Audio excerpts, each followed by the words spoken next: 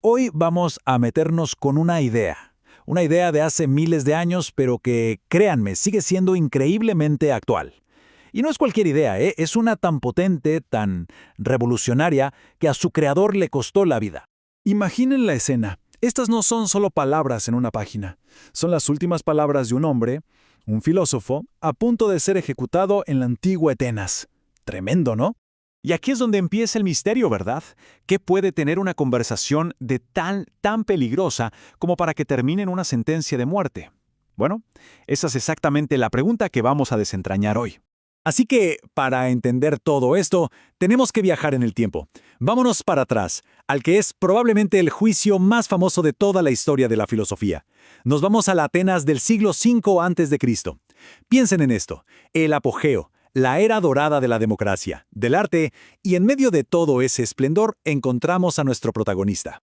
Miren, en esa época Sócrates era un bicho raro, digámoslo así. Por un lado estaban los sofistas, que eran como las estrellas del momento. Eran maestros de la persuasión, enseñaban a argumentar, cobraban por ello y sobre todo daban respuestas. Y luego estaba Sócrates, que hacía todo lo contrario. Él no vendía respuestas, él buscaba la verdad, y su herramienta no era dar cátedra, sino hacer preguntas. Y bueno, esta manera tan particular de ver las cosas lo llevó a un momento clave, una revelación que sin saberlo marcaría el resto de su vida. La historia es fascinante. Resulta que el famoso oráculo de Delfos, que para que se hagan una idea era como la máxima fuente de sabiduría, va y declara que no había nadie, absolutamente nadie, más sabio que Sócrates. Imagínense la reacción de Sócrates. Quedó totalmente perplejo. ¿Él? ¿El más sabio? Imposible. Pero en lugar de creérselo, llegó a una conclusión que es genial. Se dio cuenta de que la verdadera sabiduría no era saberlo todo, para nada. Era más bien entender hasta dónde llega el propio conocimiento. O sea, saber lo que no se sabe. Y de ahí sale esta frase célebre. Solo sé que no sé nada. Ojo, no es una frase de falsa humildad. Es la piedra angular de todo su método. La sabiduría, la de verdad, solo puede empezar cuando uno reconoce su propia ignorancia.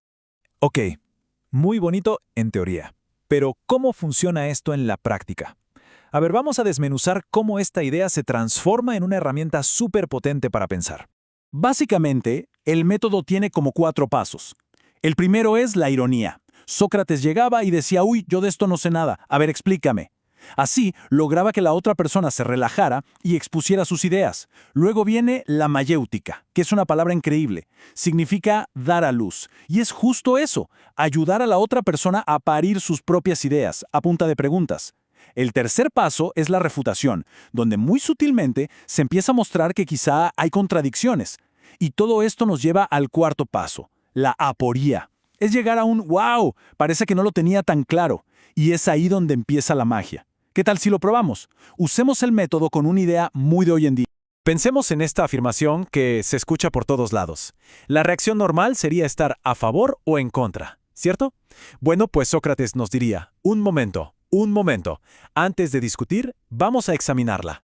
Aquí arrancan la etapa 1. En vez de atacar la idea, usamos la ironía socrática. Una pregunta simple. Oye, ¿y cuando decimos debería, qué significa exactamente?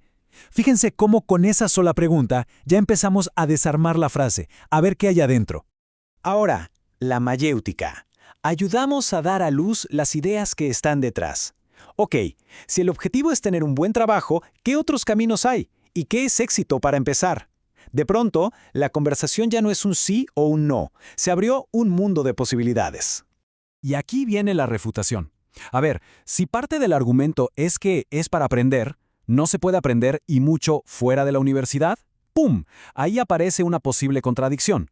La afirmación inicial, tan absoluta, empieza a tambalearse. Y llegamos al punto clave de todo esto. La meta nunca es ganar la discusión, no es tener la razón. Es llegar a la aporía. Es ese momento de humildad compartida en el que todos dicen, ok, parece que el tema es más complejo de lo que pensaba. Y es justo en ese no sé donde puede empezar una búsqueda genuina de la respuesta. Bueno, volvamos a Sócrates, porque como se podrán imaginar, ir por la vida haciendo que la gente se cuestione sus creencias más profundas, pues no te hace ganar muchos amigos, que digamos. Y todo se vino abajo muy rápido. En el año 399 a.C., lo acusan, lo llevan a juicio y lo sentencian a muerte. Así de brutal.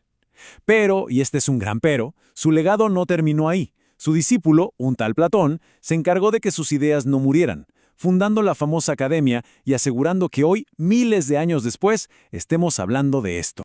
En el papel, las acusaciones oficiales eran esas: corromper a los jóvenes y no creer en los dioses.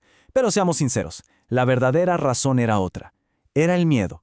El miedo de los que estaban en el poder a este viejito que con puras preguntas estaba haciendo que todo el mundo pensara por sí mismo. Y eso, para el poder, siempre es peligroso. Y en su propio juicio, en vez de rogar por su vida, Sócrates se mantuvo firme.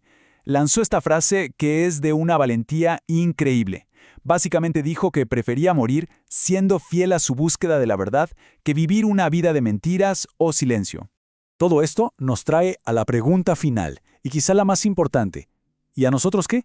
¿Por qué esta historia de hace tanto tiempo nos debería importar hoy? Y aquí hay que tener mucho cuidado y hacer una distinción clave. El método socrático no se trata de ser un cínico que lo destruye todo. No es criticar por criticar, al contrario. Mientras que un escepticismo destructivo solo quiere probar que nada tiene sentido, Sócrates buscaba todo lo contrario. Quería quitar la maleza, lo que no servía, para encontrar fundamentos sólidos en qué creer. Es una herramienta para construir, no para destruir. Y esa es al final la gran lección. Esto no es solo un cuento sobre un filósofo griego. Es una herramienta mental que está al alcance de cualquiera para poner a prueba nuestras propias ideas, nuestros prejuicios y los dogmas que nos rodean. Y todo culmina en su frase más famosa, la que lo resume todo. Es más que una frase, es una invitación. Una invitación a que nuestra vida sea una búsqueda constante. Porque ese examen de vida, esa reflexión, siempre arranca con una pregunta. Así que la verdadera pregunta que queda flotando en el aire es: ¿con cuál vamos a empezar nosotros?